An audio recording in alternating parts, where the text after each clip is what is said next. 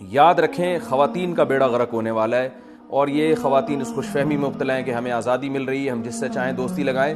آپ کو آزادی نہیں مل رہی، آپ تک پہنچنا مرد نے بہت آسان کر دیا ہے۔ اللہ نے مشکل بنایا تھا کہ مہر ہے، نکاح ہے، گھر دو، رہائش دو، اور اس کے تمام ذمہ داریاں اٹھاؤ، اور پراپر طریقے سے اس کو بیوی بنا کے گھر میں رکھو، پھر ساری زندگی اس کے بچوں کا خرچہ اٹھاؤ، پھر بیٹیوں کی شادی کی فکر، بیٹوں کی فکر، یہ ساری ٹینشنیں، ان کی ایجوکیشن کی فکر باپ کے کندھوں پہ اللہ نے، مرد کے کندھوں پہ اللہ نے ڈالی۔ وہ ساری زندگی عورت کا محافظ بنتا ہے، پھر یہ عورت بڑھاپے میں دادی نانی بنتی ہے، اور اپنے بچوں کی ماں بنتی ہے، بھائیوں کی بہن بنتی ہے۔ ساری عزتیں عورت کو سے چھین کر ویلنٹائن ڈے جیسی بےہودگی کے نام پر، محبت کے جھوٹے نعروں کے نام پر مرد کی ایک جو ہے نا صرف ہوس پوری کرنے کا اس کو ذریعہ بنایا جا رہا ہے۔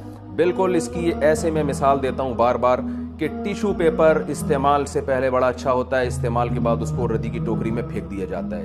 تو معاشرے میں جو عورت کو بنایا جا رہا ہے وہ صرف ایک جنسی ہوس پوری کرنے کا ایک ذریعہ ہے۔